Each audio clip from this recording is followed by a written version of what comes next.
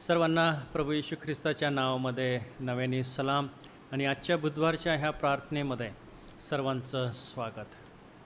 यावेळेला आपण लहानशी प्रार्थना करू आणि आजची भक्ती देवाच्या हातामध्ये देऊ, यासाठी की देवाने आपल्याला सहाय्य करावं, वचनामधून आपल्यासोबत बोलावं आणि आपली स्तुती आराधना ही चांगल्या रीतीने आशीर्वादित व्हावी. प्रार्थना करू. हे देवबापा, आम्ही तुझ्या नावाला धन्यवाद देतो, आम्ही तुझी स्तुती करतो प्रभू, कारण तू आमचा महान जिवंत देवबाप आहे. पुन्हा एकवार प्रभू आम्हाला तू संधी दिली की आम्ही अशा रीतीने एकत्र यावं भक्तीमध्ये आणि तुझे गीत आम्ही गावे, प्रार्थना करावी आणि तुझं वचन ऐकावं. या सर्वाबद्दल आम्ही तुझे आभार मानतो आणि तुझी स्तुती करतो. ये प्रभू, आम्हाला तू सहाय्य कर. तारणारा आमचा जिवंत प्रभू येशू याच्या गोड आणि प्रिय नावात ही प्रार्थना केलेली आहे, म्हणून तो ऐक. आमेन. तर या प्रिय बंधूंनो, आपण स्तुती आराधना गीते गाऊया.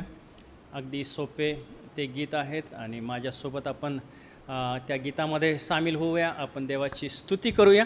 आणि पहिलं गीत आहे हालेलू हालेलू हालेलू, देवाची स्तुती असो. सगळ्यांना माहिती आहे का नाही गाणं? तर मग माझ्यासोबत सगळेजण जॉईन व्हा आणि आपण गाऊया, देवाची स्तुती करू.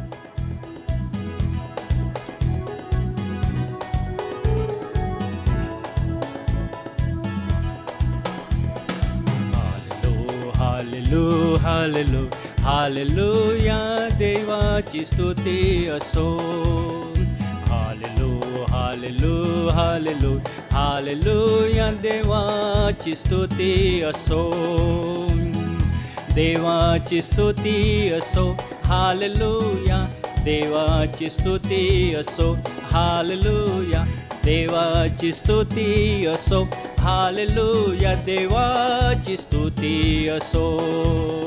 हालेलू hallelu hallelu hallelujah, praise ye the Lord. Hallelu hallelu hallelu Hallelujah, praise ye the Lord. Praise ye the Lord. Hallelujah, praise ye the Lord. Hallelujah, praise ye the Lord. Hallelujah, praise ye the Lord. धन्यवाद येशूला, धन्यवाद येशूला, धन्यवाद येशूला, धन्यवाद येशूला. Hallelujah, राजांच्या राजाला, प्रभूंच्या प्रभूला, धन्यवाद येशूला. हालेलुया, राजांच्या राजाला, प्रभूंच्या प्रभूला, धन्यवाद येशूला.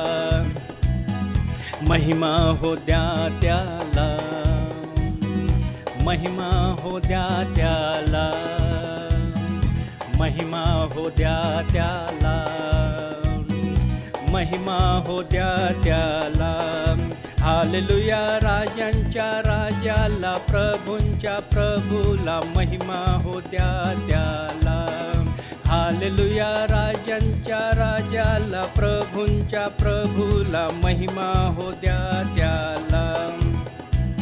गौरव येशूला, गौरव येशूला, गौरव येशूला, गौरव येशूला, गौरव येशूला. हालेलुया, राजांच्या राजाला, प्रभूंच्या प्रभूला, गौरव येशूला. हालेलुया, राजांच्या राजाला, प्रभूंच्या प्रभूला, गौरव येशूला. पाप्यास ताराया, आरोग्य रोग्याला, पाप्यास ताराया, आरोग्य रोग्याला. हालेलुया, राजांच्या राजाला, प्रभूंच्या प्रभूला, आरोग्य रोग्याला. हालेलुया, राजांच्या राजाला, प्रभूंच्या प्रभूला, आरोग्य रोग्याला. बोला सर्वजण माझ्यासोबत, धन्यवाद येशूला, धन्यवाद येशूला, धन्यवाद येशूला, धन्यवाद येशूला. हालेलुया राजांच्या राजाला, प्रभूंच्या प्रभूला, धन्यवाद येशूला. हालेलुया राजांच्या राजाला, प्रभूंच्या प्रभू, धन्यवाद येशूला, धन्यवाद येशूला, धन्यवाद येशूला. आमेन. Praise the Lord. देवाची स्तुती असो. खरोखर त्याच्या नावाला मान, महिमा, गौरव, धन्यवाद सदा सर्व काळ असो. तुम्हाला आणि मला देवाने ही संधी दिली की आम्ही त्याच्या चरणाजवळ यावं, तोडक्या मोडक्या आवाजामध्ये, संगीतामध्ये त्याची स्तुती आराधना करावी. किती हे सुंदर आणि मनोरम आहे आपल्यासाठी, नाही का? देवाचे आभार मानूया की आम्हाला ही संधी त्याने दिलेली आहे की गीताच्या द्वारे आम्ही त्याची स्तुती आराधना करू शकतो. Praise the Lord. देवाची स्तुती असो. आपण ज्या ज्या ठिकाणी आहोत त्याच ठिकाणी आपण यावेळेला प्रार्थनेमध्ये जाणार आहोत. माझ्यासोबत तुम्ही प्रार्थनेमध्ये या, माझ्यासोबत प्रार्थना तुम्ही करा. पुष्कळशे आपले प्रियजन आहेत, आजारी आहेत, संकटामध्ये आहेत, दवाखान्यामध्ये आहेत. त्या सर्वांसाठी आपण यावेळेला प्रार्थना करू आणि आपल्या प्रार्थना ह्या कार्यरत आहेत. पुष्कळ लोकांना आरोग्य मिळत आहेत. पुष्कळ लोक दवाखान्यामधून सुट्टी होऊन घरी जात आहेत. देवाची स्तुती असो. देवबाप कार्य करीत आहेत आणि म्हणून आपल्या प्रार्थना आपण चालू ठेवूया. निरंतर प्रार्थना करा असं पौल आपल्याला सांगत आहे देवाच्या वचनामध्ये. मग आपण प्रार्थना करू. यावेळेला आपल्या मंडळीमध्ये काही जण आहेत अजूनही आजारी आहेत, तर आपण डोळे झाकूया आणि प्रार्थनेमध्ये जाऊया. हे आमच्या जिवंत देवा, तुझ्या नावाला आम्ही मान, महिमा आणि गौरव देतो, तुझी स्तुती करतो. प्रभुदेवा, आम्हाला तू संधी दिली आणि वेळोवेळी देतोस की आम्ही गीताद्वारे तुझं स्तवन करावं, तुझी स्तुती आराधना करावी. याबद्दल आम्ही तुझे आभार मानतो. प्रभुदेवा, मागील दिवसामध्ये पुष्कळ जणांवर संकट आले, पुष्कळ जणांमध्ये दुःखाचे प्रसंग आले आणि त्या सर्वामधून प्रभू त्यांना तू सावरत आहेस. जे सिरियस होते दवाखान्यामध्ये ते बरे होऊन घरी जात आहेत. या सर्वाबद्दल आम्ही तुझे आभार मानतो, तुझी स्तुती करतो.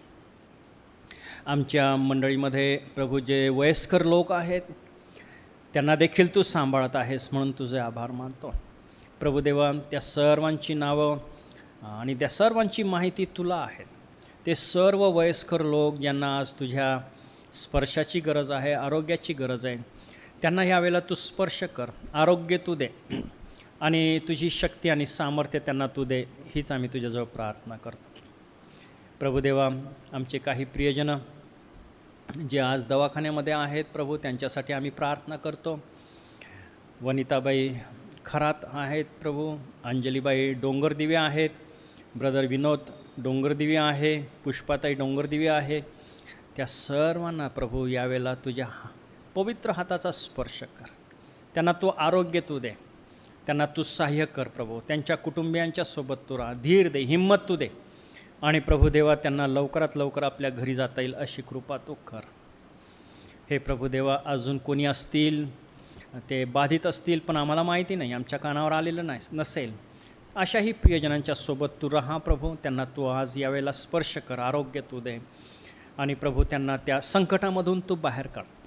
आणि प्रभू इतर जे लोक आहेत आमचे प्रियजन, नर्सेस, डॉक्टर्स, बँक कर्मचारी आणि कॉर्पोरेशनमध्ये काम करणारे आणि इतर ठिकाणी त्यांना घराच्या बाहेर पडावंच लागतं, दुसरं ऑप्शन नाही.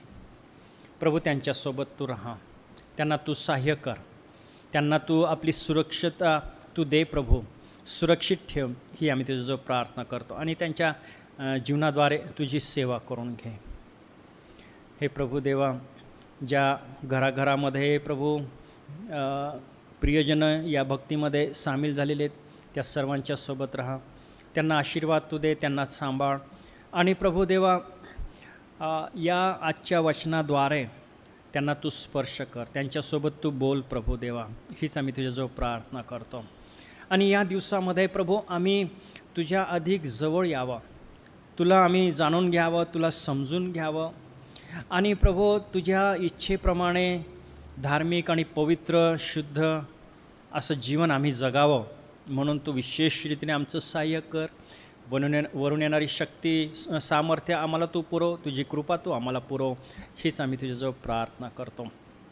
हे प्रभुदेवा, इथून पुढचा वेळ आम्ही तुझ्या हातामध्ये देतो आणि प्रभू तुझ्याच हातामध्ये आहे, आम्ही तुझ्या हातामध्ये देणारे आम्ही कोणी नाही, पण सर्व काही तुझ्या हातामध्ये आहे, सर्व तुझ्या नियंत्रणामध्ये आहे. एवढीच प्रार्थना करतो की इथून पुढचं जे काही वचन आहे जे आम्ही ऐकणार आहोत प्रभुदेवा, ते देखील तू आशीर्वादित तू कर. पाळकीनबाई त्यांच्या ओठाजिभेला तू स्पर्श कर, शक्ती सामर्थ्य दे, ज्ञान बुद्धी शहाणपण तू दे, ओठाजिभेला तू स्पर्श कर. आणि प्रभू तू जे योजलेलं आहे तेच सांगण्यासाठी विशेष करून त्यांचं तू सहाय्य कर, हीच आम्ही तुझ्याजवळ प्रार्थना करतो. या सर्व विनंत्या तारणारा आमचा जिवंत प्रभू, याच्या गोड आणि पवित्र नावात ही प्रार्थना केलेली आहे म्हणून तो आहे. आमेन. आमेन. यावेळेला आपण देवाचं वचन ऐकणार आहोत आणि मी विनंती केलेली आहे आपल्या पाळकीनबाईला की त्यांनी आजचं देवाचं वचन आपल्याला सांगावं. त्या येतील आणि देवाचं वचन आपल्याला सांगतील.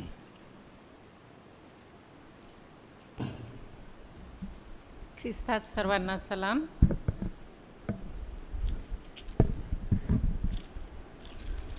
आज आपण देवाचं वचन हे गणना या पुस्तकामधून पाहणार आहोत. त्याचा 13वा आणि 14व्या अध्यायाचा अभ्यास आपण करणार आहोत आणि त्यामधून आपण काही गोष्टी शिकण्याचा प्रयत्न करणार आहोत. तर माझ्या ह्या संदेशाचं जे टायटल आहे ते आहे जायंट्स इन लाईफ, जीवनातील बलाढ्य वाटणाऱ्या गोष्टी. आणि ह्याची पार्श्वभूमी अशी आहे की देवाने इस्रायल लोकांना मिसर देशातून मोठ्या चमत्काराने काढून आणलं. ते तिथं गुलामगिरीत होते आणि विशेष करून देवाने जे 10 पिढा पाठवल्या आणि जोपर्यंत 10वी पिढा झाली तोपर्यंत मिसर देशातले लोकांचंही मन तयार झालं होतं आणि त्यांनी स्वतःहून इस्रायली लोकांना घालवून टाकलं. पण ते जेव्हा निघून गेले त्याच्यानंतर त्यांनी मन बदललं आणि पुन्हा ते त्यांच्या पाठीमागं गेले आणि त्या वेळेला देवाने आणखीन एक मोठा चमत्कार केला. देवाने जे तांबडा समुद्र होता तो दुभागला आणि त्यातून जे इस्रायली लोक होते त्यांना सुखरूपपणे पार नेलं.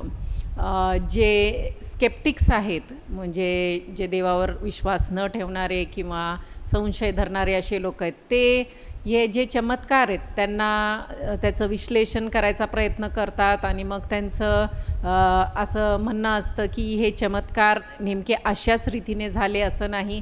तर एक जो स्केप्टिक होता तो एका देवाच्या सेवकाला म्हणाला की जेव्हा हे इस्रायली लोक पार गेले तांबडा समुद्रामधून तर तेव्हा लो टाईड होतं, म्हणजे ओटीचा टाईम होता आणि म्हणून जे पाणी होतं ते गुडघ्या एवढंच होतं आणि म्हणून इस्रायली लोक तिथून पार जाऊ शकले.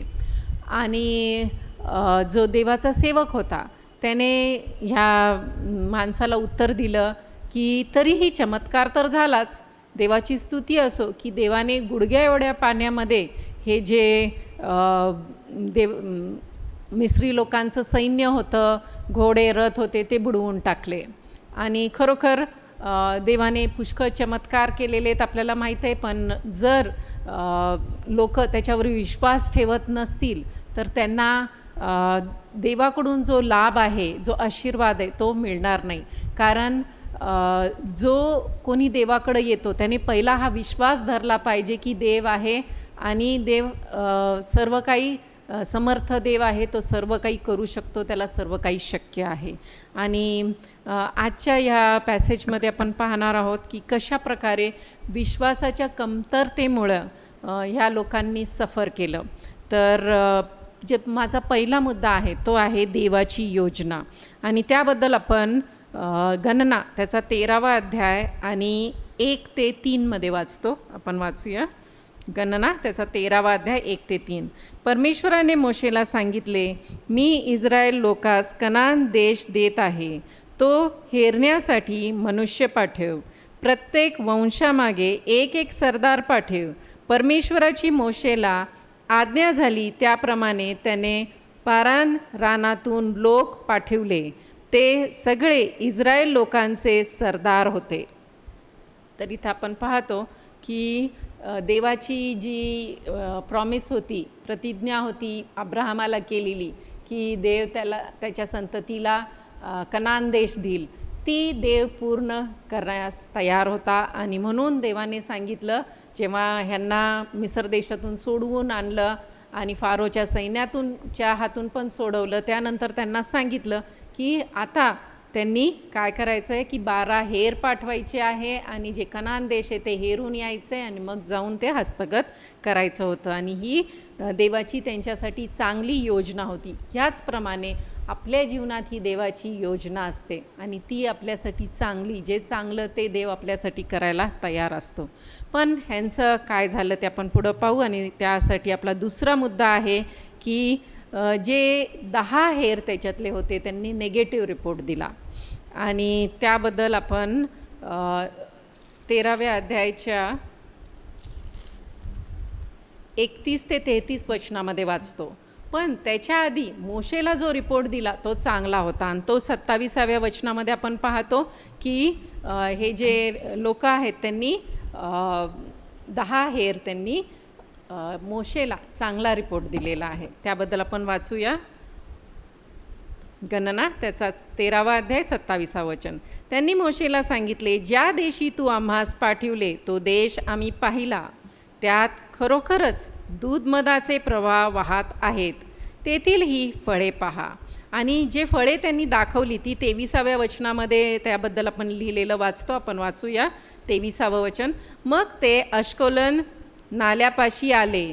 तेथे त्यांनी द्राक्षाच्या घोसासहित एक फांदी तोडून घेतली व ती 2 मनुष्यांनी कवाडीवर घालून वाहिली. तसाच त्यांनी डाळिंबे व अंजीर याचीही काही मासला घेतला. याच्यावरून आपल्याला दिसून येतं की किती सुंदर तो देश होता आणि तिथले जे फळं होते ते किती मोठे होते. द्राक्षाचा एक घड उचलण्यासाठी 2 माणसं लागत होते. आणि अशा प्रकारे आपल्याला पाहायला मिळतं की किती समृद्ध भागात देव त्यांना नेणार होता. आणि ही किती आनंदाची गोष्ट होती देवासाठी ही, की देवाने जे प्रतिज्ञा त्याच्या सेवकाला अब्राहमाला केलं आणि इसाक आणि याकोबाला जे अभिवचन दिलं होतं की तुम्हाला कनान देशात तुमच्या संततींना नेईन, ते देव पूर्ण करत होता. आणि इथं हे जे लोक देवाने पाठवलेली आहेत त्यांनी मात्र काय केलेलं आहे, जरी जाऊन पाहिलं की तो देश समृद्ध आहे, दूध मध वाहणार आहे, पण त्यांनी रिपोर्ट देताना लोकांना काय सांगितलं ते आपण पाहूया. 31 ते 33 या वचनांमध्ये आपण त्याबद्दल वाचतो. पण जे पुरुष त्याचबरोबर गेले होते ते म्हणाले, त्या लोकांवर स्वारी करण्यास आपल्याला ताकद नाही, कारण ते आपल्याहून बलढ्य आहेत. त्याप्रमाणेच जो देश हेरून ते आले त्याविषयी इस्रायल लोकास त्यांनी अशी अनिष्ट बातमी दिली की भूमी तेथली रहवाशास ग्रासून टाकणारी आहे. इथं आपण थांबू आणि विचार करू की आधी त्यांनी मोशेला सांगितलं आहे की तिथलं जी भूमी आहे ती दूध मध वाहणारी अशी भूमी आहे, आणि आता ते काय रिपोर्ट देत आहेत ह्या लोकांना की ती मनुष्यच ग्रासून टाकणारी अशी आहे. आणि अशा प्रकारे त्यांनी अनिष्ट बातमी दिलेली आहे. तेथील लोक आम्ही पाहिले ते मोठे धिप्पाड आहेत. तेथे नफिलीम राक्षस म्हणजे नफिलीम घराण्यातील अनाकाचे वंशज आम्ही पाहिले. तेव्हा स्वतःच्या व त्याच्या दृष्टीने आम्ही टोळासारखे भासलो.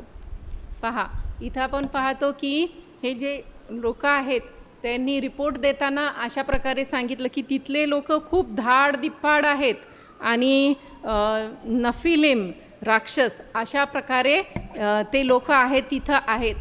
आणि आम्ही त्यांच्या दृष्टीने टोळासारखे दिसलो. आणि टोळाची जी साईज आहे ती 4 इंच असते जर मोठ्यातला मोठा असला तर. आणि फक्त 4 इंच त्यांची साईज आहे. आणि तरीही म्हणजे ते म्हणत आहेत की आम्ही त्यांच्या दृष्टीने टोळासारखे दिसत होतो. त्याचा अर्थ असा आहे की ते जणू काय त्यांच्या पुढं फक्त 1/6 होते. म्हणजे जेवढी त्यांची हाईट होती 6 पट जास्त ह्या लोकांची हाईट आहे. असं विश्वास ठेवण्यासारखं तरी आहे का? पण अशा प्रकारचा रिपोर्ट त्यांनी तिथल्या लोकांना दिला असं आपल्याला पाहायला मिळतं.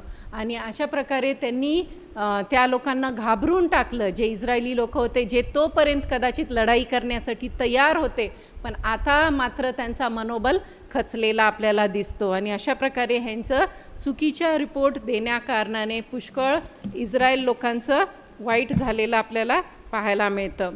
आणि आपल्याही जीवनामध्ये आपण पाहतो की ज्याप्रमाणे ह्या लोकांनी पुष्कळ चमत्कार आधी पाहिले होते आणि आताही देवाने त्यांच्यासाठी चमत्कार केला असता, ह्या लोकांना त्यांच्यासाठी हरवलं असतं, पण तरी त्यांनी विश्वास ठेवलेला नाही हे आपल्याला दिसतं. आणि आपल्याही जीवनामध्ये पुष्कळ देवाने चमत्कार केलेले आहेत. आतापर्यंत कमी चमत्कार केलेले नाहीत, पण हे जे चमत्कार आहेत ते आपण पुष्कळदा विसरून जातो आपल्या जीवनामध्ये. आणि जेव्हा नवीन समस्या आपल्यापुढं उभा राहते किंवा असे जे जायंट्स आहेत, बलाढ्य वाटणाऱ्या गोष्टी आपल्या जीवनात येतात, तेव्हा आपण घाबरून जातो. काय होईल, कसं होईल, आपण ह्यातून कसं पार जाऊ, असे विचार आपल्या मनात येऊ लागतात. आणि ह्याचं मुख्य कारण काय आहे की ह्या लोकांनी असं रिपोर्ट का दिला, निगेटिव्ह रिपोर्ट का दिला, तर त्याचं मुख्य कारण हेच होतं की ते त्यांच्या विश्वासात कमी पडले. आणि हेच कारण आपल्याही जीवनात होतं की आपण का घाबरून जातो जेव्हा नवीन संकट येतं, कारण की आपण पण आपल्या विश्वासामध्ये कमी पडतो. आणि दुसरी गोष्ट आपण जर विचार केला की हे का अशा प्रकारचं निगेटिव्ह रिपोर्ट देत होते, कारण की त्यांनी त्यांची दृष्टी शत्रूकडे लावली, देवाकडे लावली नाही. ज्याप्रमाणे पेत्र जेव्हा पाण्यावर चालत होता आणि जोपर्यंत त्याची दृष्टी येशूकडं होती तोपर्यंत तो चालू शकला, पण जशीच त्याने त्याची दृष्टी येशूवरून काढून आजूबाजूच्या जो हवा होती त्याच्यावर लावली, तेव्हा काय झालं की तो घाबरला आणि बुडू लागला. तर अशाच प्रकारे आपल्या जीवनात देखील आपण जोपर्यंत देवावर दृष्टी केंद्रित ठेवतो तोपर्यंत आपण संकटांना तोंड देऊ शकतो आणि विजयी ख्रिस्ती जीवन जगू शकतो. पण जसंच आपण आपल्या अवतीभवती ज्या गोष्टी आहेत, जगिक गोष्टी आहेत, त्याच्याकडं आपलं लक्ष केंद्रित करतो आणि संकटांकडं आपलं लक्ष केंद्रित करतो, तर आपणही अशाच प्रकारे बुडू शकतो किंवा आपलाही विश्वास कमकुवत होऊ शकतो. म्हणून आपल्याला गरजेचं आहे की आपण पूर्णपणे विश्वास देवावर ठेवावा. तिसरी गोष्ट जे कारण आहे की ह्यांनी निगेटिव्ह रिपोर्ट दिलेला आहे, तर ते कारण म्हणजे हे स्वतः आध्यात्मिक रीतीने कमकुवत होते. आणि एखादी व्यक्ती आध्यात्मिक रीतीने कुठे आहे, म्हणजे त्याचा आध्यात्मिक स्तर काय आहे, हे कशा प्रकारे आपल्याला समजेल, जेव्हा संकट, त्रास, प्रॉब्लेम्स, आजार हे एखाद्याच्या जीवनात येतात तेव्हाच समजून येतं की ह्या व्यक्तीचा आध्यात्मिक स्तर काय आहे. आपल्याला पुढं उदाहरण इयोबाचं आहे आणि इयोबाबद्दल आपण पाहूया की इयोबाने कशा प्रकारे जेव्हा संकट, त्रास त्याच्या जीवनात आला तर त्याने कशा प्रकारे उत्तर दिलेलं आपल्याला पाहायला मिळतं. आपण इयोब त्याचा 1 अध्याय आणि 21 आणि 22 हे वचनं वाचूया. इयोब त्याचा 1 अध्याय आणि 21 आणि 22. तो म्हणाला, मी मातेच्या उदरातून नग्न आलो आणि तसाच तेथून नग्न आलो, तेथे परत जावयाचा आहे. परमेश्वराने दिले आणि परमेश्वराने नेले, धन्य परमेश्वराचे नाम. या सर्व प्रसंगात इयोबाच्या हातून पाप झाले नाही व अनुचित कृत्य केल्याचा आरोप त्याने देवावर केला नाही. आपल्याला माहीत आहे, आता मी ह्याची पार्श्वभूमी दिलेली नाही, पण तुम्हालाही माहीत आहे की इयोबाच्या जीवनात एक संकट नाही आलं. त्याची सगळी प्रॉपर्टी गेली, त्याचे सर्व लेकरं एकाच दिवशी मेले, पण तरीही त्याने देवाला दोष दिलेला नाही. उलट तो म्हणतो, देवाने दिलं आणि देवाने नेलं, धन्य परमेश्वराचे नाम. म्हणजे किती त्याचा विश्वास दांडगा होता हे आपल्याला दिसून येतं. त्याचप्रकारे त्याच्या पत्नीचा विश्वास आपण पाहूया, आणि त्याबद्दल आपण इयोब त्याचा 2रा अध्याय आणि 9व्या वचनामध्ये वाचतो. इयोब त्याचा 2रा अध्याय 9व्या वचनामध्ये. तेव्हा त्याची स्त्री त्याला म्हणाली, तुम्ही अजून सत्व धरून राहिला आहात काय? देवाचे नाव सोडून द्या आणि मरून जा. आता तिची आध्यात्मिक स्तर काय होतं हे आपल्याला इथं दिसतं. ह्या इयोबाच्या पत्नीने देवावर पूर्णपणे विश्वास टाकलेला नाही हे दिसून येतं. ह्याच्या आधी जेव्हा सगळी समृद्धी होती, चांगलं होतं, तर कोणाला सांगता आलं असतं का की इयोबाची पत्नीचा विश्वास कमकुवत आहे? नसता सांगता आला. पण जेव्हा कठीण प्रसंग आला आणि ह्या 2ऱ्या अध्यायामध्ये आपण पाहतो की त्याच्यावर एक असाध्य असा रोग देखील आला की ज्याच्यामध्ये त्याच्या पूर्ण अंगावर खाज उठत होती, फोड आले होते, आणि तेव्हा त्याला त्याचं सांत्वन करण्याच्या ऐवजी त्याची पत्नी त्याला अशा प्रकारे मरून जा म्हणत आहे आणि देवाला सोडून द्या अशा प्रकारे म्हणत आहे. म्हणजे तिचा विश्वास किती कमकुवत आहे देवावरचा हे आपल्याला दिसून येतं. जोपर्यंत सर्व चांगलं होतं तर तीही कदाचित प्रार्थना करणारी स्त्री असेल, पण आज तिचा विश्वास दिसून येत होता. आणि पुढे तिला उत्तर इयोबाने काय दिलं? तो तिला म्हणाला, तू धर्मीण स्त्रीप्रमाणे बोलतेस. देवापासून सुखच घ्यावे आणि दुःख घेऊ नये काय? या सर्व प्रसंगी इयोबाने आपल्या वाचेने काहीच पाप केले नाही. आणि इथं पुन्हा आपल्याला पाहायला मिळतं की इयोबाने आपल्या वाचेने कोणतंच पाप केलेलं नाही. अशा प्रकारे आपल्याला समजतं की आपल्याही जीवनामध्ये जेव्हा सर्व चांगलं आहे तेव्हा हालेलुया, प्रेज द लॉर्ड म्हणणं सोपं आहे. पण जेव्हा कठीण प्रसंग येतात, संकट येतात, त्रास येतात, तेव्हा आपण किती देवाला धरून राहतो आणि देवाची उपकार स्तुती करतो ह्यावर आपला आध्यात्मिक स्तर दिसून येतं. ठीक आहे.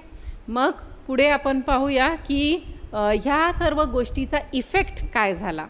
जे नेगेटिव्ह रिपोर्ट देण्यात आला त्याचा इफेक्ट काय झाला. तर हे जे सर्व होते ते सरदार होते, लीडर्स होते, आणि ते खूप वाईट रीतीने नापास झाले त्यांच्या परीक्षेमध्ये, आणि त्यांचा विश्वास इतका कमकुवत होता की त्यांच्यामुळं, त्यांनी चुकीचा रिपोर्ट दिल्यामुळं काय झालं की जे इस्रायली लोक होते त्यांचाही विश्वास कमकुवत झाला. त्यांचा जो मनोबल होता तो खचला हे आपल्याला पाहायला मिळतं. आणि त्याबद्दल आपण गणना त्याचा 14वा अध्याय 1 ते 4 मध्ये वाचतो. आणि हे जे लोक होते ते मी तुम्हाला सांगते की जवळपास 6 लाख फक्त पुरुष होते आणि स्त्रिया आणि लेकरं ॲडिशनमध्ये. म्हणजे जर 6 लाख पुरुष आहे आणि एका फॅमिलीमध्ये आपण दोन्ही लेकरं मोजले तर तुम्ही विचार करू शकता की हे 20-25 लाख लोक असतील, कारण स्त्रियांची संख्या दिलेली नाही आणि लेकरांची संख्या दिलेली नाही. पण ते बाहेर आल्यानंतर त्यांची गणना झाली आणि त्यामध्ये 6 लाख पुरुष भरलेले आहेत. तर अशा प्रकारे इतक्या सारे फक्त 10 हेरांनी चुकीचा रिपोर्ट देऊन एवढ्या साऱ्या लोकांचं, एवढे 20-25 लाख लोकांचे मनोबल खचवून टाकलेलं हे आपल्याला पाहायला मिळतं. आणि आपण गणना त्याचा 14वा अध्याय आणि 1 ते 4 वाचत असताना मी तुम्हाला विनंती करते की तुम्ही हे जे पॅसेज आहे वाचत असताना हा विचार करा की हे लोक जे काही करत आहेत, बोलत आहे, त्याबद्दल देवाला काय वाटत असेल. देवाची योजना होती की त्यांना कनान देशात न्यावं आणि तो दीव करावा आणि स्वतः जे अभिवचन अब्राहमाला दिलं ते पूर्ण करावं. पण ह्या लोकांनी काय बडबड केली ते आपण पाहूया आणि त्यावरून देवाला काय वाटलं असेल ह्याचा विचार करा.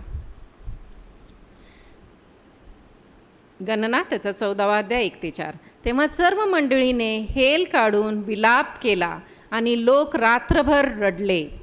सर्व इस्रायल लोक मोशे आणि आरोन ह्यांच्या विरुद्ध कुरकुर करू लागले. ती सर्व मंडळी त्यास म्हणाली, आम्ही मिसर देशात मेलो असतो किंवा ह्याच रानात मेलो असतो तर बरे झाले असते. परमेश्वराने आम्हास या देशात का आणले? तलवारीने आमचा निपात व्हावा. म्हणून काय? आमच्या स्त्रिया व मुले बाळे ह्यांची लूट होणार. मिसर देशी परत जावे हे बरे नव्हे काय? ते एकमेकास म्हणाले, आपण कोणास तरी नायक करून मिसर देशी माघारी जाऊ चला. किती भयंकर अशी गोष्ट आहे जी त्यांनी तोंडातून बाहेर काढलेली आहे, की ते आतापर्यंत ज्या गोष्टीसाठी देवाची स्तुती करत होते की देवाने त्यांना चमत्कारिक रीतीने मिसर देशातून काढून आणलं, बंदिवासातून काढून आणलं, आता ते काय करत आहेत? त्याच गोष्टीसाठी देवाला दोष देत आहे की देवाने आम्हाला मारून टाकण्यासाठी आणलं का? त्यापेक्षा आम्ही तिथंच राहिलो असतो तर बरं झालं असतं, किंवा या रानात मेलो असतो तर बरं झालं असतं. म्हणजे किती भयानक अशी गोष्ट आहे. आणि तेवढंच नाही, पण आता त्यांचा विचार काय आहे की पुन्हा आपण मिसर देशात जाऊ, आपण कोणाला तरी नेमू आपल्यावर लीडर आणि त्याच्या संगती आपण पुन्हा मिसर देशात जाऊ. म्हणजे किती भयानक अशी परिस्थिती त्यांची झालेली आहे. आणि ते देवाला ह्यासाठी दोष देत आहे. जेव्हा कठीण प्रसंग आला आहे तर त्यांनी देवाला दोष दिला आहे. आणि ह्यावरून आपल्याला शिकायला मिळतं की आपल्याही जीवनामध्ये जेव्हा कठीण प्रसंग येतात तेव्हा आपली प्रवृत्ती कशी असते ते आपण पाहायला पाहिजे. आपण काय बोलतो, आपण कशा रीतीने वागतो, आपली वृत्ती काय असते, काय आपण देवाला दोष देतो का, की इतर लोकांना दोष देतो, किंवा खूप कुरकुर करतो, आपण कशा रीतीने हे जीवन जगतो ते आपण आपल्या स्वतःकडं आत्मपरीक्षण करून पाहायला पाहिजे. कारण हे जे कठीण प्रसंग आपल्या जीवनात येतात ते जणू काय एक परीक्षा म्हणून पण येतात. आणि खरं तर ह्यांच्यावर कठीण प्रसंग आलेलाच नव्हता, कारण देवाची योजना होती की त्यांनी कनान देश जाऊन जिंकावा, आणि देवाची जर ती इच्छा योजना होती तर देवाने ते घडवून आणलंच असतं आणि त्यांना लागणारे सर्व काही पुरवलं असतं. पण तरीही त्यांनी विश्वास मात्र ठेवलेला नाही. आणि म्हणून आपल्याही जीवनात आपण ह्यातून बोध घेऊया की आपण जर देवावर विश्वास टाकतो तर आपण इतरांसाठी आशीर्वादाचं कारण बनू शकतो. पण तेच जर आपण देवावर विश्वास टाकत नाही तर आपला स्वतःचा तर विश्वास कमकुवत होतो, पण इतरांच्या जीवनावरही आपण त्याचा इफेक्ट करू शकतो आणि ते लोकही डगमगू शकतात त्यांच्या विश्वासामध्ये. म्हणजे आपण आपल्या विश्वासाच्याद्वारे इतरांचा विश्वास वाढवू शकतो किंवा त्यांचाही विश्वास डगमगवू शकतो. तर आपण विचार करावा की आपण कुठे आहोत, कोणत्या आध्यात्मिक स्तरावर आहोत. तिसरं जी बाब आपण पाहणार आहोत ती म्हणजे कालेब आणि यहोशुवाचा विश्वास. आणि ह्याबद्दल आपण गणना त्याचा 13वा अध्याय 30व्या वचनामध्ये वाचतो. गणना त्याचा 13वा अध्याय 30वं वचन. कालेब काय म्हणतो ते आपण पाहूया. तेव्हा मोशेच्या समोर आलेल्या लोकांस शांत करून कालेब म्हणाला, आपण त्या देशावर आत्ताच्या आता चढाई करून जाऊन तो घेऊ. तो जिंकण्यास आपल्याला ताकद आहे. काय कॉन्फिडन्स आहे कालेबचं. जरी 10 जण चुकीचा रिपोर्ट देत आहे, पण कालेब काय म्हणते, चला आत्ताच्या आता जाऊ आणि आपण जिंकून घेऊ तो देश, है ना. त्याचप्रमाणे आपण पुढे 14व्या अध्यायात 6 ते 10 मध्ये कालेब आणि यहोशुवा काय म्हणतात ते पाहूया. गणना त्याचा 14वा अध्याय 6 ते 10.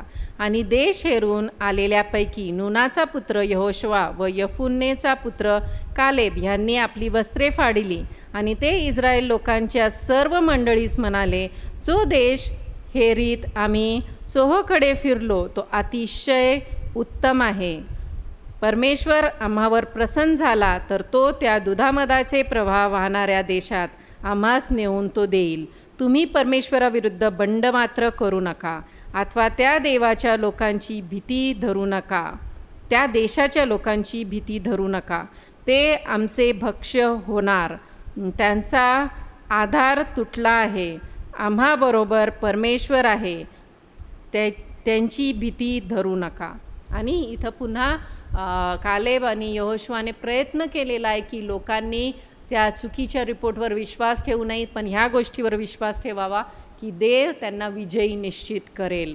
आणि त्यासाठी त्यांना कठीण होतं की इतके सारे लोक देवाच्या विरुद्ध बडबड करत आहे. पूर्ण जे इस्रायलचे मंडळी आहे ती पूर्णच्या पूर्ण देवाच्या विरुद्ध बडबड करत आहे. मोशे आणि आरोनाच्या विरुद्ध उठलेली आहे. आणि अशा वेळेला ह्यांनी तोंड उघडलेलं आहे आणि सांगितलेलं आहे की नाही, देव चमत्कार करू शकतो आणि आपण जो देश आम्ही हेरून आलो तो चांगला आहे. जरी 10 जण सांगत होते की तो चांगला नाही, तरी हे 2घच जण आहेत जे सांगत आहेत की तो खूप चांगला देश आहे. आणि अशाच प्रकारे आपल्या जीवनात देखील पुष्कळ लोक देवावर विश्वास न ठेवणारे आपल्या आजूबाजूला आहे.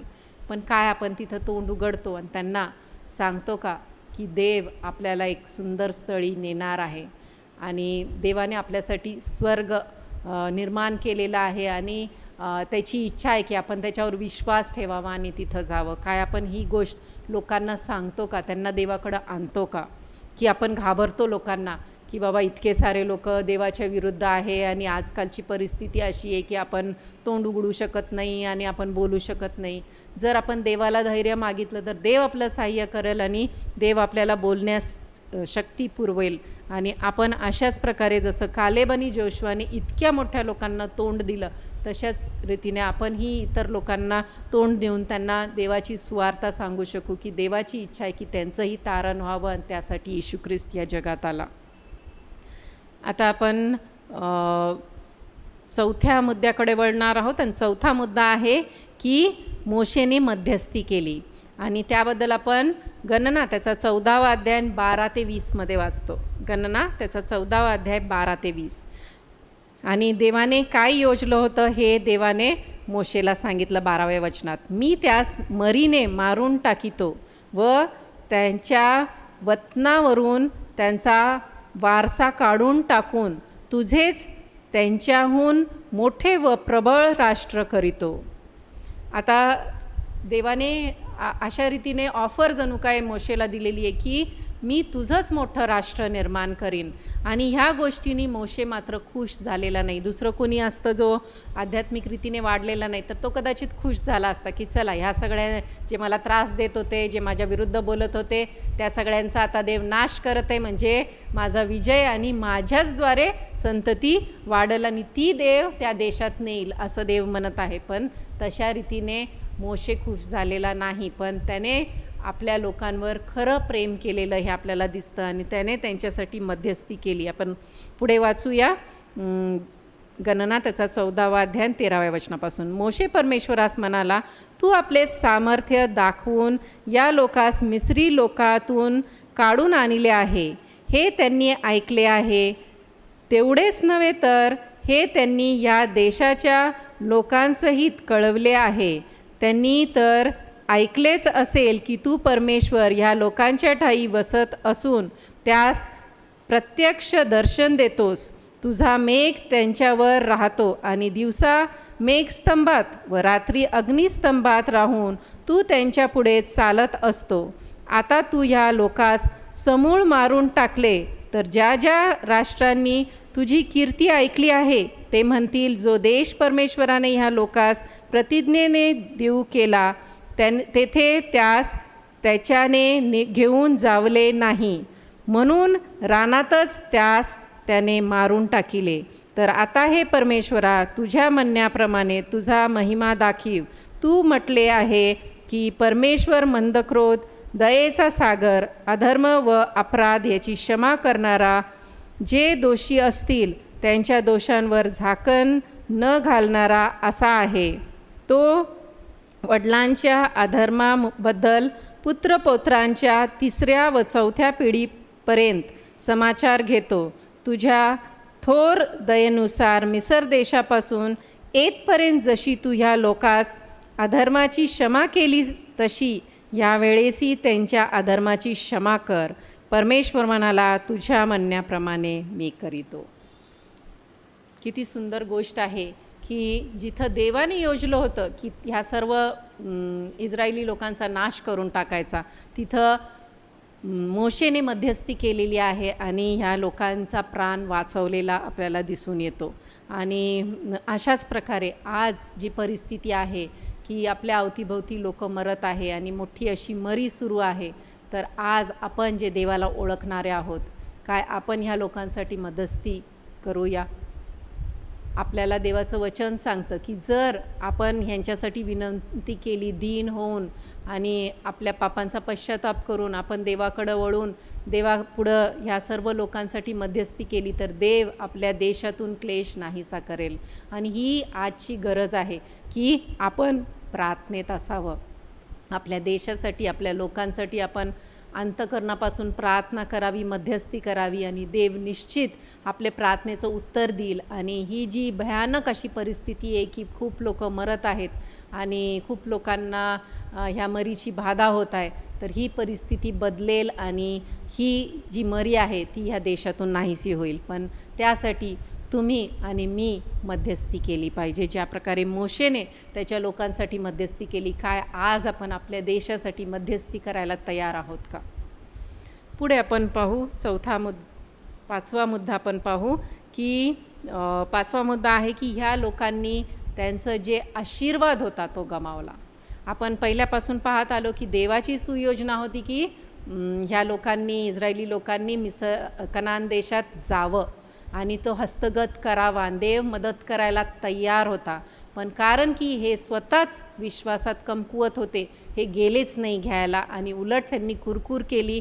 आणि त्यामुळं त्यांना जी शिक्षा देवाने दिली ती ही होती, जरी देवाने मोशेचं ऐकून त्यांना त्याच क्षणी त्यांचा नाश केलेला नाही, मरी पाठवलेली नाही, पण तरीही देवाने जी शिक्षा दिली ती ही होती. आपण गणना त्याचा 14वा अध्याय आणि 26 ते 30 त्याबद्दल वाचतो. गणना त्याचा 14वा अध्याय 26 ते 30. परमेश्वराने मोशे व आरोन यास सांगितले, ही जी दुष्ट मंडळी मजविरुद्ध कुरकुरत आहे तिचे मी कोटवर सोसू. हे जे इस्रायल लोक मजविरुद्ध कुरकुरत आहेत त्यांच्या कुरकुरी माझ्या कानावर आल्या आहेत, म्हणून तू त्यास सांग, परमेश्वर म्हणतो, माझ्या जीवताची शपथ, तुमचे म्हणणे माझ्या कानी आले आहे. तदनुरूप मी तुमचे करीन. तुमची प्रेते या रानात पडतील आणि गंतीप्रमाणे तुमची सर्वांपैकी 20 वर्षाचे व त्याहून अधिक वयाचे मजविरुद्ध कुरकुर करणारे असे तुम्ही कोणीही ज्या देशात तुम्हास वसविन अशी मी शपथ वाहिली आहे त्यात जाणार नाही.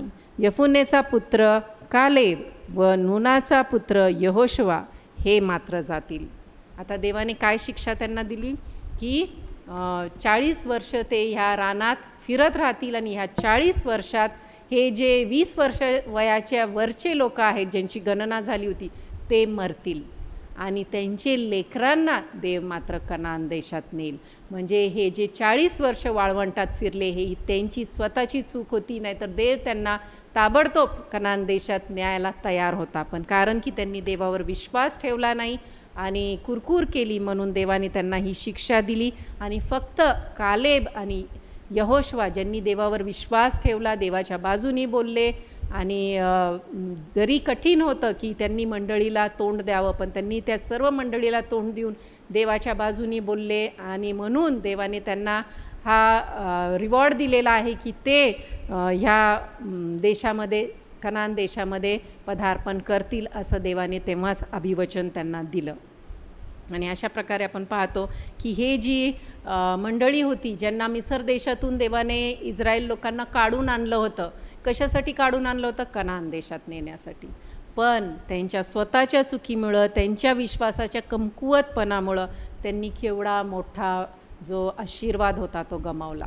आणि ह्याच प्रकारे आपल्या जीवनामध्ये देखील आपण देवाला समर्पण केलेलं आहे आणि देव आपल्याला पुष्कळ आशीर्वाद देऊ इच्छितो, पण कधीकधी आपल्या स्वतःच्या विश्वासाच्या कमकुवतपणामुळं आपण हे आशीर्वाद गमावून टाकतो.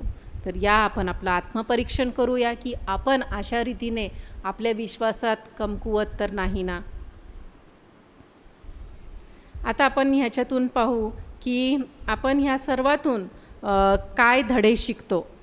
आतापर्यंत जे सर्व आपण वाचलेलं आहे, जे सगळं आपण ऐकलेलं आहे, तर त्याच्यातून देव आपल्याला काय शिकवत आहे? तर पहिली गोष्ट हेच शिकवत आहे की आपण देवावर विश्वास धरावा आणि घाबरू नये. आणि आज जी परिस्थिती आहे करोनाची, त्याच्यावर आपण पाहतो की 3च गोष्टी होऊ शकतात आपल्या जीवनामध्ये आणि आपण स्वतःला देवाच्या हाती समर्पित करावं आणि ओपन असावं देवाला, देवाची इच्छा आपल्या जीवनात करू द्यावी. प्रथम गोष्ट आहे की आपल्याला कोरोना होणार नाही. हे होऊ शकतं आपल्या जीवनामध्ये की आपण प्रार्थना करतो, आपण सर्वच प्रार्थना करतो की देवा आम्हाला ह्या आजारापासून, ह्या मरीपासून तू बचाव कर आमचा, आणि देव बचाव करू शकतो आणि करेलही. आणि मग आपल्याला हा रोग होणार नाही, ही पहिली शक्यता आहे. दुसरी शक्यता काय आहे की आपल्याला कोरोना होईल, है ना. जरी आपला देवावर विश्वास आहे, आपण देवाला समर्पण केलेलं आहे, पण जर आपला विश्वास कमी पडला किंवा देवाची इच्छा असली आपल्या जीवनासाठी तर आपल्याला कदाचित कोरोना होऊ शकतो. पण त्यामध्ये पण 2 ऑप्शन आहे. कोरोना झाला तर आपण त्याच्यातून बरे होऊन बाहेर येऊ शकतो आणि एक साक्ष निर्माण होईल, आपण लोकांना साक्ष देऊ की कशा प्रकारे देवाने चमत्कार केला आणि आपल्याला बरं केलं. आणि दुसरं ऑप्शन काय आहे की आपण कदाचित त्याच्यातून वाचून परत येणार नाही, म्हणजे आपण कदाचित मरू.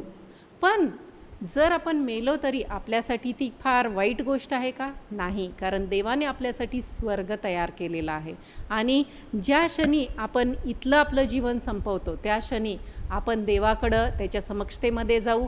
आणि मी आधीच सांगितलेलं आहे की जो शेवटचा दिवस येईल, जेव्हा येशू परत येईल, तेव्हा जे आपले शरीर इथं पुरलेले आहेत ते सुद्धा गौरवी रीतीने उठतील आणि आपल्याला गौरवी शरीर प्राप्त होईल आणि आपण स्वर्गात जाऊ. तर आपल्यासाठी हा लॉस नाही, मरण हा लॉस नाही. आणि आपल्या जीवनामध्ये कधीकधी आपल्याला विचार येतो की नाही, अजून तर माझं पुष्कळ वय आहे, मला जगायचं आहे, म्हणजे मी अजून तितकं असं पाहिलेलं नाही. पण काहीही असो, आपल्यासाठी जर देवाची ती इच्छा आहे की, कारण प्रत्येकाचं जीवन देवाने नेमलेलं आहे की आपण किती जगणार, आणि जर आपल्यासाठी इतकंच जीवन नेमलेलं आहे तर आपण ते एक्सेप्ट करणं गरजेचं आहे. कारण की जर आपण अधिक जगलो आणि त्याच्यात पाप झाले आणि आपण देवापासून दूर गेलं, त्याच्यापेक्षा आता आपण देवामध्ये असताना मरणं हे आपल्यासाठी खूप चांगलं आहे. तर ह्या जे 3 ऑप्शन्स आहेत त्यापैकी कोणतंही एक होऊ शकतं. आणि म्हणून आपण खूप काळजी करू नये, खूप चिंता करू नये आणि देवावर आपला भरोसा ठेवावा की जे देवाला आपल्या जीवनासाठी उत्तम वाटतं ते देवाने आपल्या जीवनात करावं. ऑफकोर्स त्याचा अर्थ असा नाही की आपण कोरोनापासून देवाने आपल्याला सांभाळावं म्हणून प्रार्थना करू नये, जरूर करावी, पण देवाची इच्छेला आपण सामोरे जाण्यास तयार असावे. आणि जर यदाकदाचित आपल्याला ह्या सर्व गोष्टींना तोंड द्यावं लागलं तर देवाला कधीच दोष देऊ नये, तर आपण विजयी ख्रिस्ती जीवन जगावं.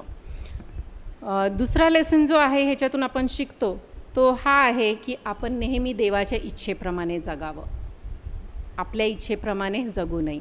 आणि तिसरा धडा जो आपल्याला ह्या सर्वातून घेता येतो तो हा आहे की आपण केअरफुल असावं, कारण आपल्या पापामुळं आपले लेकरं सफर होऊ शकतात.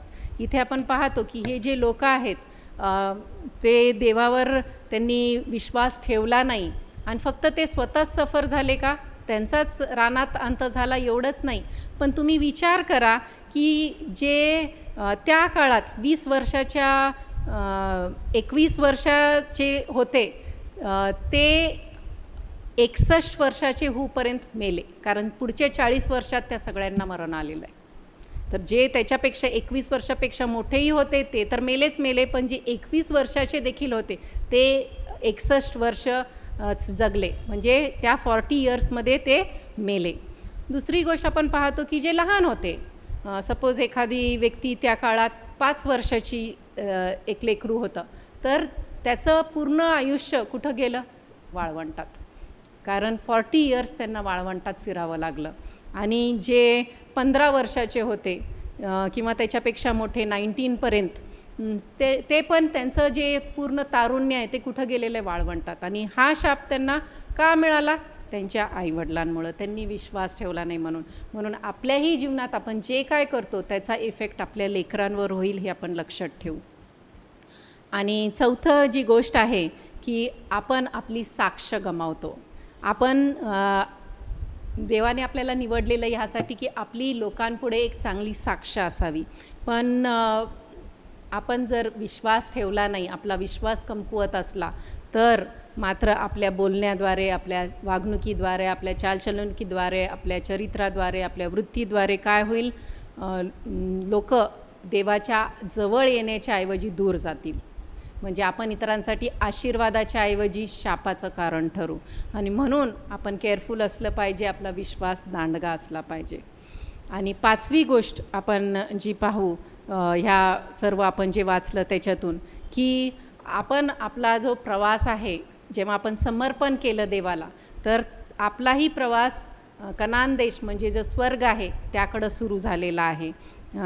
जशा रीतीने ह्या लोकांनी त्यांचा प्रवास कनान देशाकडं सुरू केला, पण ते पोहोचले नाही. का? कारण त्यांचा विश्वास कमकुवत होता. त्यांनी कुरकुर केली, त्यांनी देवावर विश्वास ठेवला नाही, पाप केला, आणि म्हणून ते कनान देश एंटर करू शकले नाही.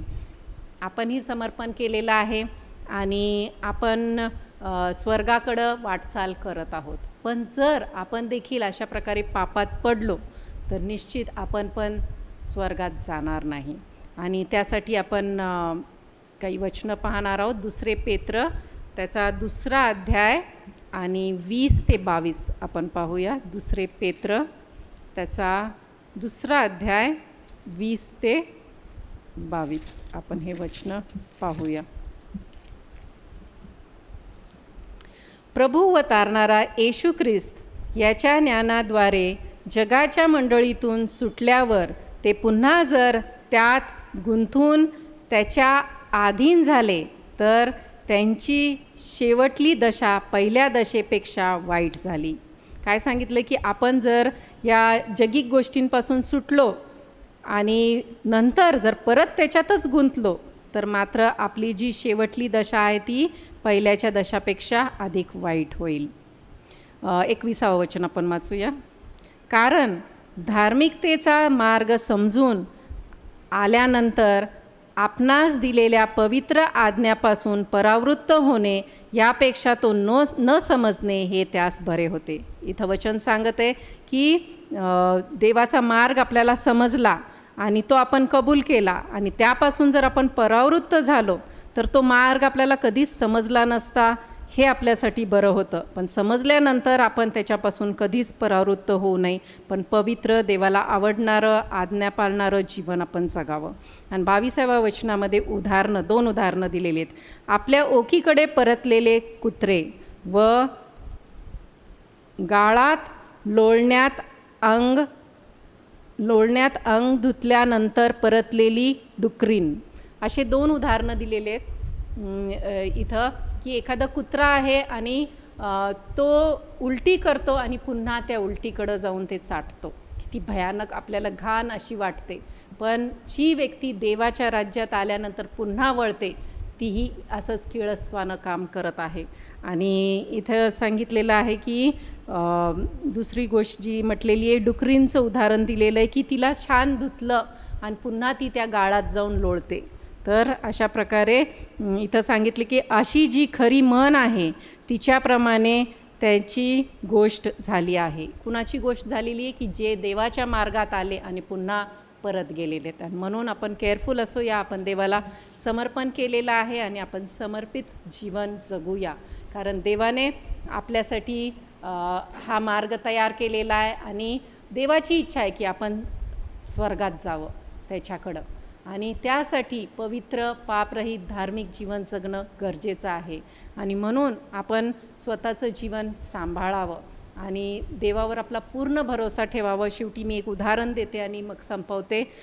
कॉल्टन बर्पो नावाचा एक 4 वर्षाचा मुलगा होता आणि तो नेब्रास्का या ठिकाणचा होता. आणि एकदा त्याचं एमर्जन्सी ऑपरेशन त्याला करावं लागलं आणि त्या सर्जरीच्या वेळेला तो वर उचलला गेला आणि त्याला स्वतः दिसत होतं की माझं शरीर खाली आहे आणि डॉक्टर्स त्याच्यावर ऑपरेशन करत आहेत. आणि त्याचे वडील देवासंगती त्याच्या जीवनासाठी जणू काही लढत आहेत आणि त्याची आई मात्र एका खोलीमध्ये मंडळीच्या लोकांना फोन करून प्रार्थना करायला सांगत आहे. आणि हे सर्व पाहिल्यानंतर तो स्वर्गात गेला आणि त्याने स्वर्गात पुष्कळ गोष्टी पाहिल्या. तो त्याच्या पंजोबाला भेटला आणि त्याने त्याची जी एक जगात न आलेली अशी बहीण होती, म्हणजे त्याच्या आईचं ॲबॉर्शन झालेलं होतं आणि ती बहीण आता मोठी होती आणि तिलासुद्धा तो भेटला. आणि हे सर्व आल्यानंतर जेव्हा तो बरा झाला तेव्हा त्याने ही गोष्टी आपल्या वडिलांना सांगितल्या आणि ह्यावर एक मूवी बनलेला आहे, हेवन इज फॉर रियल. आणि मी तुम्हाला एनकरेज करीन की नेटवरून तुम्हाला ही मूवी मिळू शकते, तुम्ही पाहावी. आणि खरंच स्वर्ग किती सुंदर आहे आणि देव आपली कशी योजना देवाने आपल्यासाठी केलेली आहे हे तुम्हाला पाहायला मिळेल. आणि हा मुलगा आजही जिवंत आहे हे आपण लक्षात घेऊया. तर त्याबद्दल तुम्हाला तो मुलगाही पाहायला मिळेल जो खरोखरचा आहे, तोही शेवटी त्यांनी दाखवलेला आहे. आज तो किती मोठा आहे आणि अशा प्रकारे आपलाही विश्वास वाढेल. तर हे म्हणून मी आज माझं वचन इथं संपवते. आपण प्रार्थना करूया. हे देवबाप्पा, ह्यावेळेला आम्ही तुझ्या समक्षतेमध्ये आहोत आणि विशेष आग्रहाची विनंती करतो की तू आमचा विश्वास वाढव प्रभू. प्रभू, आम्ही आमचं समर्पण तुला केलेलं आहे आणि असं आमच्या जीवनात कधीच होऊ देऊ नको की आम्ही तुझ्यापासून दूर जावं प्रभू.